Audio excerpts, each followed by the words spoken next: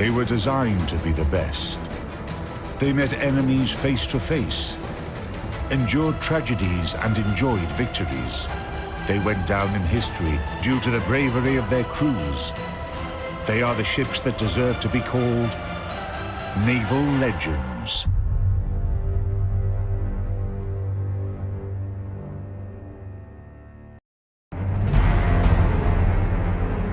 In this episode, Cruiser Aurora, Fortune's favorite.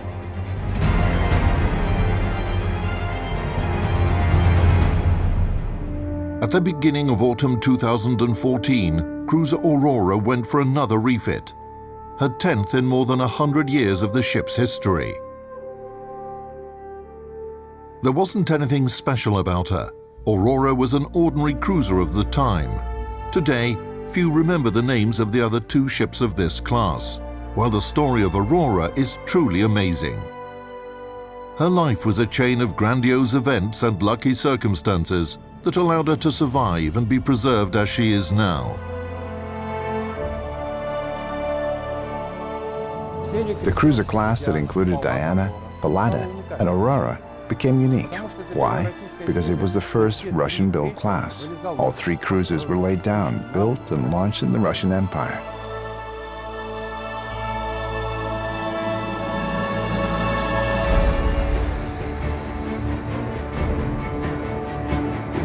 At that time, it was more profitable for Russia to order ships abroad.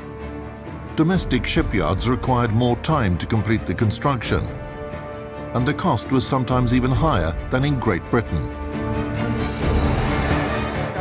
One might think that the ship should have been ordered abroad, cheap, quick, and efficient. However, there was one problem. Great Britain was our main potential adversary. New protected cruiser Aurora and her sister ships, Diana and Pallada, were intended for two main tasks: operations on enemy supply lines, as well as reconnaissance and support within a squadron.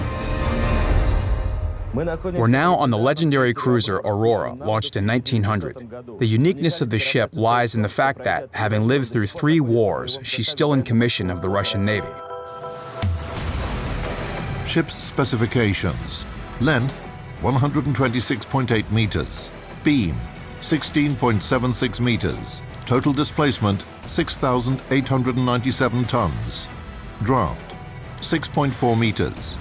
The engine is the heart of any ship. Here we have a closed-cycle steam power plant. Of the 3 machines, only one, driving the middle propeller, remained intact. It was built in 1900, but it is still operational. Main power plant: 24 Belleville boilers, 3 3-cylinder triple expansion steam engines. Power output 11,971 horsepower. Electric equipment. The rudder gear was electrically driven, but could also be actuated manually or with steam. We're now in the steering compartment of cruiser Aurora. It was used to manually shift the rudder blade and turn the ship around. One man alone could barely rotate the helm. To overcome the water resistance, the efforts of 3 men were needed. It is perfectly preserved and looks the way it did more than 100 years ago. Armor. Armored deck from 38 to 63.5 millimeters. Conning tower, 152.4 millimeters. At the end of the 19th century, good first-rank cruisers had the thickness of their conning tower armor equal to the caliber of their main guns. On Aurora, it was 152 millimeters. Armament at the beginning of the Russo-Japanese War. 8 cannon guns, caliber 152 millimeters. 24 cannon guns, caliber 75 millimeters. 3 mine torpedo launchers, caliber 381 millimeters. Initially, the main armament of the ship consisted of 8 Cannet guns with a caliber of 152 millimeters on the upper deck. Additionally, 24 guns with a caliber of 75 millimeters were installed on the gun deck. Before the cruise to the Far East, optical sights were mounted on all guns. The thickness of the armor sheets on each gun is 25 millimeters. Maximum speed 19.2 knots. Cruising range 4,000 nautical miles at 10 knots. The construction of cruiser Aurora took 6 years, quite a long period of time, one might say. But this is understandable. The industry in Russia was not as developed as somewhere like Great Britain.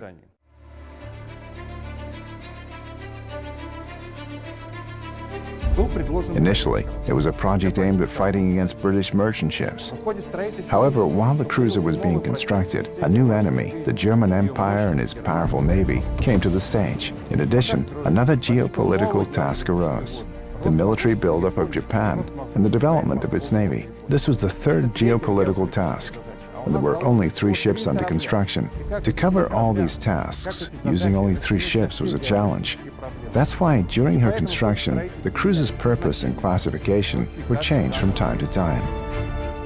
Shortly after the commissioning trials in 1903, Aurora headed to the Pacific Ocean, accompanied by other ships in order to provide enforcement for the 1st Pacific Squadron of the Russian Empire. During that cruise, Aurora received the order to return to port due to the Russo-Japanese War that had commenced recently. Starting from the spring of 1904, the 2nd Pacific Squadron was formed. In autumn, the squadron was sent to the Far East under the command of Admiral Rozhestvinsky. Aurora was part of the cruiser detachment that, in its turn, was part of the squadron. Now, she was to fulfill her duties as a scout ship. It was one of the most difficult voyages in naval history. The ships covered 18,000 miles over the course of 223 days. During this long voyage, Aurora called at a port only once, in Tangier. All other numerous instances of coaling took place right at sea. What is coaling? Immense heat, sweat, cold, dust covering all of your body. This could last for hours, or even days in the case of large ships. However, that wasn't the only problem. After coaling was finished, all surfaces had to be washed, because all superstructure elements were literally coated with coal dust, which not only caused overheating, but also harmed the health of crew members. It was an ordeal for Russian sailors, who were northern people by character. On May the 27th, 1905, the Russian squadron was met by a Japanese fleet under the command of Admiral Togo at the Korea Strait. At 1349, the Battle of Tsushima commenced. The events progressed in a worst-case scenario. The Russian squadron was utterly defeated. 4 brand-new battleships were sunk. Another one, Oriol, was heavily damaged and barely stayed afloat. Cruiser Aurora engaged in the battle 45 minutes after it started.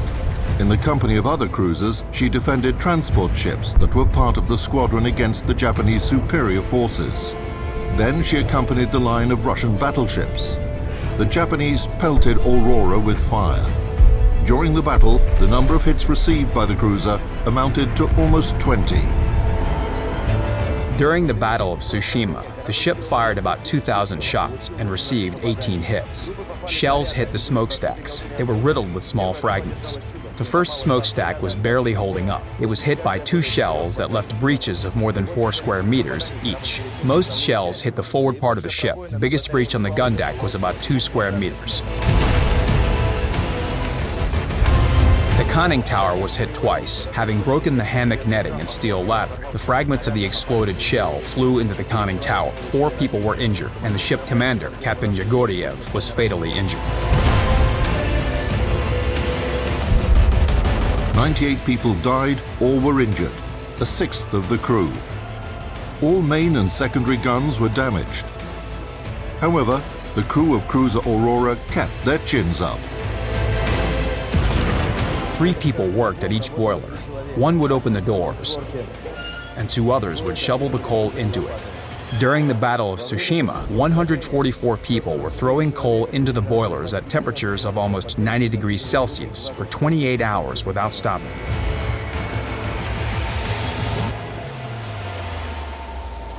Aurora withstood the day, despite the damage received, and once it was dark, the cruiser managed to break through the tight encirclement of the enemy destroyers and shake off their pursuit.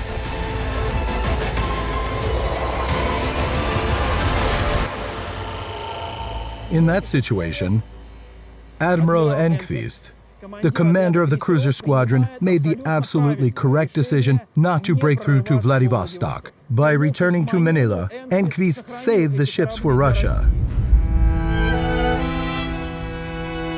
Named after the goddess of the dawn and starry sky, the cruiser was fortunate from the very beginning to be among the 10 surviving ships and return home after the Battle of Tsushima. Doesn't that prove that Aurora was born under a lucky star?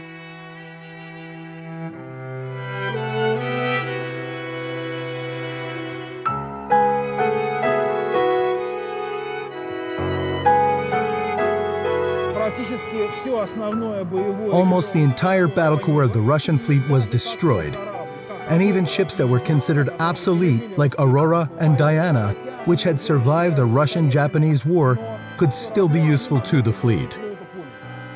In 1909, cruiser Aurora became a training ship and entered the First World War with that status.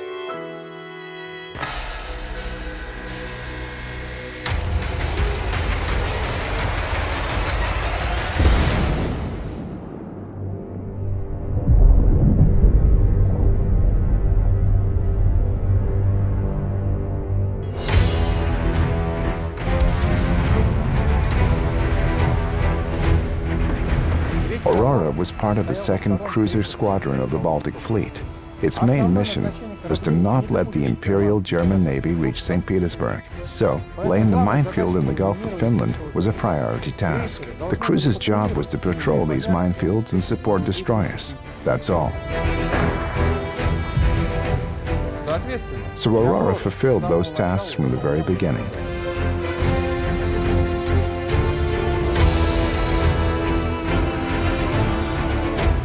But it should be noted that the ship was already outdated by 1914, 1915, 1916. It was in constant need of repairs. The steam engine had to be completely replaced. In this condition, Aurora met the February Revolution in Russia, and she was almost in the same condition during the October Revolution. During the revolutionary events of 1917, the sailors of the Baltic Fleet, Aurora in particular, played an almost decisive role in the Bolsheviks' victory. This active participation of the sailors was determined by a number of factors. Sailors were extremely bored on the ship, and they were wondering why the war was happening, what they were fighting for, why things in society worked this or that way. Their officers could have answered those questions if they had talked to their sailors and taken interest in those issues themselves. In Tsarist Russia, the naval officers were mostly from nobility. They wouldn't come down to the engine room, and they controlled the work of the personnel by looking through the internal portholes. This corridor maintained its historical look. Riveted bulkheads and internal portholes from 1900, they've survived to the present day. By 1917, there was a rift between the officers and the rank and file, and the Bolsheviks used this for their own benefit. A sailor serving on the ship was a peasant who entered another environment, but the folks up top remained the same. The nobility, the officer corps. A peasant who became a sailor fought on his action station for his action station and his ship. Reporting to a nobleman, an officer, it required strict discipline that was propagated in all leading fleets. As soon as the ship docks, the sailors have free time. What did free time mean for a sailor in the early 1900s? It was anything but combat training, leaflets, propaganda. If they went to the town,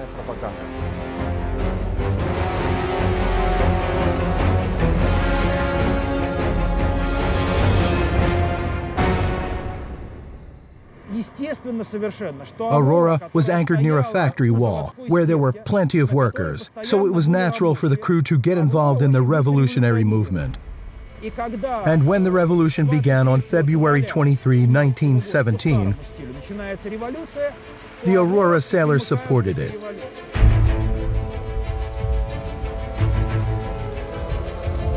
On February 28, the Aurora crew came ashore. The sailors tried to make the crew's commander, Captain First Rank Nikolsky, carry the red flag. He refused and was murdered. Well, there are many versions of Nikolsky's death. One of them is that Nikolsky forbade the sailors take part in the demonstration that was held on the shore. And when he came out on the main deck saying, "Halt, don't move," "I'm not letting you go," the sailors revolted. The rebels should be shot. That was the rule. When he opened fire, he didn't even think it might end badly for him. He thought he would shoot one or two mutineers and things would calm down. But things had already progressed to a revolution mentality.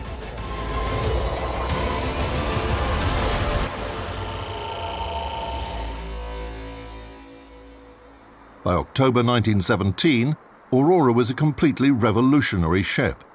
On October the 25th, the cruiser stood in the fairway of the Neva River, near Nikolaevsky Bridge. At 21:45, her bow gun fired a shot which began the October Revolution. One of the myths about the legendary cruiser Aurora is that she fired at the Winter Palace during the Revolution. The Winter Palace was a government building at the time, so it would have been like firing at the Buckingham Palace from the Thames or at the White House from the center of Washington. The very next day, after the assault on the Winter Palace, newspapers wrote that Aurora was firing combat shells at a government building, the Winter Palace.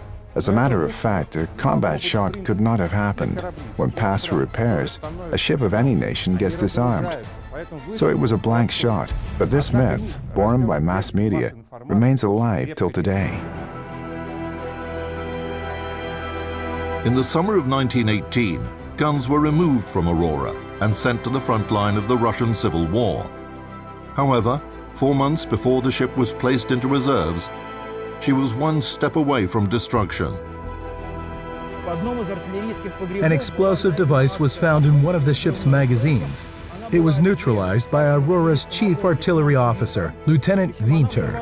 The bomb detonated right in his hands, and the officer was injured. This accident shows that back then, Cruiser Aurora was already perceived as a symbol.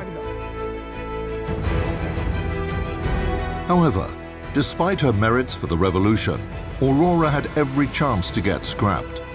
The young Soviet Republic had no funds to promptly rebuild its fleet. Of the two cruisers of this type, Aurora and Diana, the former had an important advantage. She had been overhauled. As a result, Diana was scrapped, and Aurora returned to service as a training ship.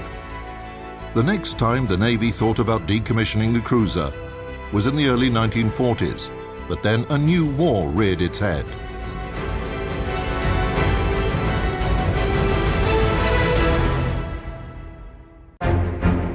In September 1941, German troops were breaking through to Leningrad, renamed St. Petersburg. Every cannon and every soldier were integral. And again, Aurora's guns were removed from the ship and placed in the suburbs of the city. What is done within a month in peacetime, they did within a day. Bringing a crane to Aurora, removing her guns, placing them on a flat car, taking them to their positions. And the positions themselves are pretty sophisticated fortifications. What is a fortified position? It's a place where you have to sort of recreate a ship deck. So they dug special pits and cast concrete inside. And this concrete served as a ship deck. They brought these huge, heavy guns in by hand, placed them on these platforms, and fastened them, removing, delivering, and installing the guns. It was all equally heroic. Together with the guns, seamen left the cruiser to fight on the ground. Aurora's main battery fought at Dudyahov Hills.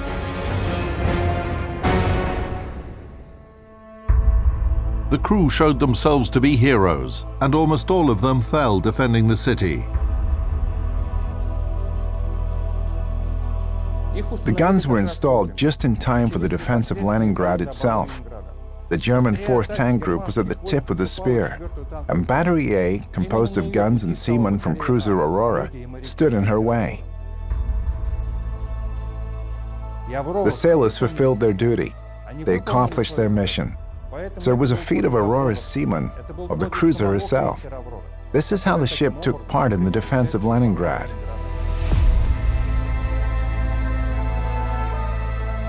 The cannons from Aurora were fighting not only at Dudyehov Hills.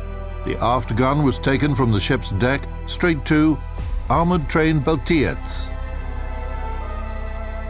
The cruiser herself was fighting German aircraft in the port of Oranienbaum. Seriously damaged by enemy air bombs and artillery shells, Aurora was run aground, but still continued to defend the sky of Leningrad from German aviation. Though Aurora was sitting on the ground, she remained in the ranks throughout the entire war, and her flying flag was a symbol of this. The flag showed that Aurora was in the ranks. Aurora was fighting. She was fulfilling her duty.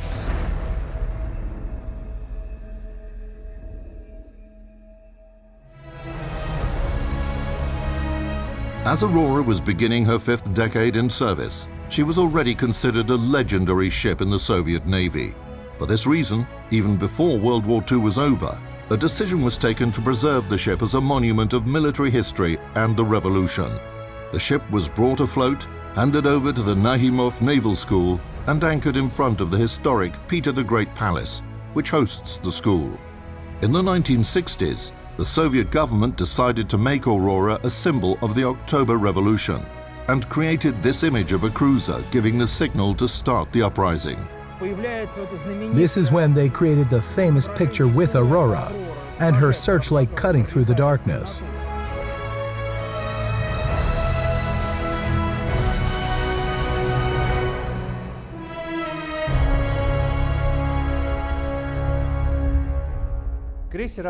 Commissioned in 1903, cruiser Aurora could have been destroyed in the Battle of Tsushima, could have gotten sunk by a German submarine during World War I, or could have been scrapped after the Russian Revolution and the Civil War. In World War II, she could have gotten destroyed by German aircraft or artillery, but the cruiser is still in service. Doesn't that prove that she's not only the most legendary, but also the luckiest ship in the history of the Russian Navy? And now, having celebrated her 113th birthday, Aurora has returned to her place at the Petrograd embankment as a symbol of St. Petersburg and the history of the Russian Navy.